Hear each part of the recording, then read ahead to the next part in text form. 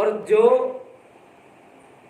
सबसे दूर रहकर भगवान का भजन करते हैं तो उनकी भी मर्यादा नियम होते हैं, अपन को तो पता नहीं है। पर अपराध ना हो जाए, भाई प्रणाम करने का स्वरूप है तो बाहर दूर से ही अपन को साष्टांग प्रणाम करना चाहिए, उसका महत्व है। और सौभाग्य यदि मिलता है तो चरण स्पर्श करने में दोहराई भी नहीं है। शिष्य लोग होते हैं उनकी आज्ञा से कि हम गुरुदेव की चरण स्पर्श कर सकते हैं, आज्ञा लेकर हमें कार्य करना चाहिए, तो कोई दोष नहीं है। तो यहाँ पर वो जब खड़े हुए तो ब्राह्मण ने अपने आप जो सिद्ध महात्मा थे उन्होंने कहा माता जी ने भेजा है, अच्छा देखो अब मैं तुम्हारा सारा अभिष्ट कार्य सिद्ध करता हूँ। क्यों? माता जी ने भेजा है।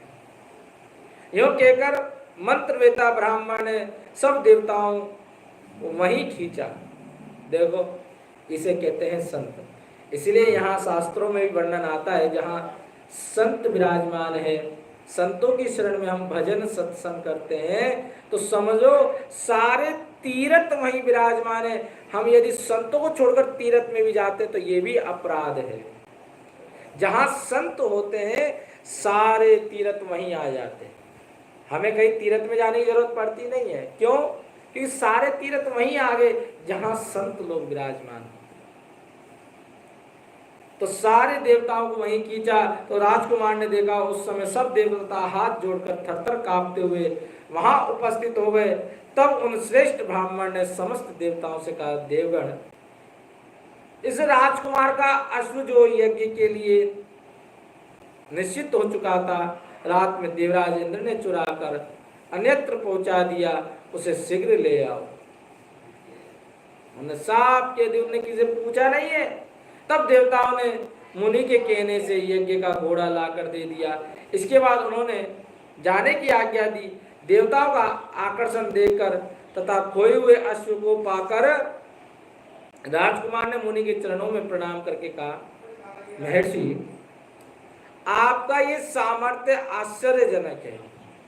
भाई आश्चर्य तो होगा ना, भाई मुनि संत के आगे सारे देवी देवता नतमस्तक हो गए और कहने मात्र से ही सारे भाग कर आ गए।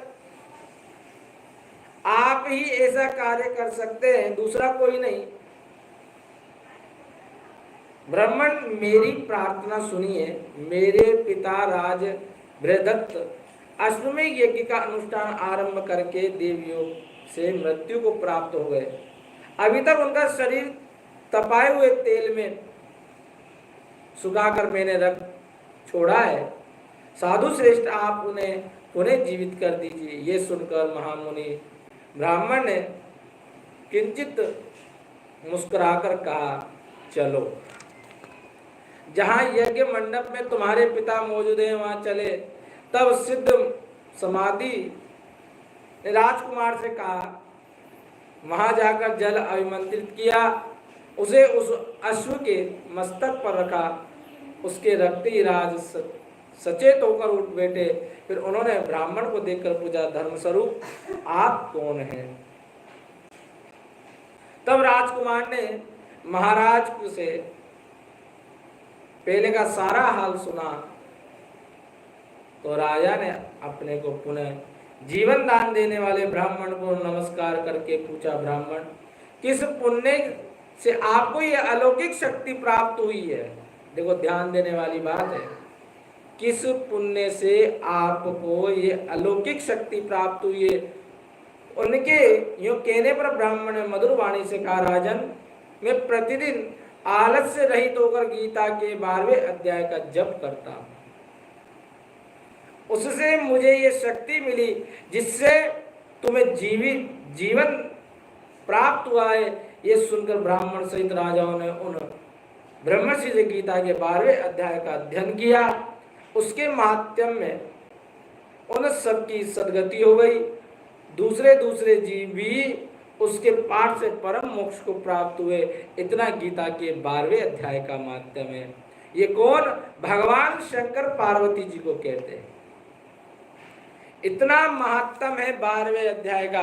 अब आप और हम लगा लो कि हम भगवान का भजन कितना कर रहे हैं। हम लोग भगवान का भजन कितना कर रहे हैं? हमारा तो भजन है ही नहीं। और भजन है ही क्या?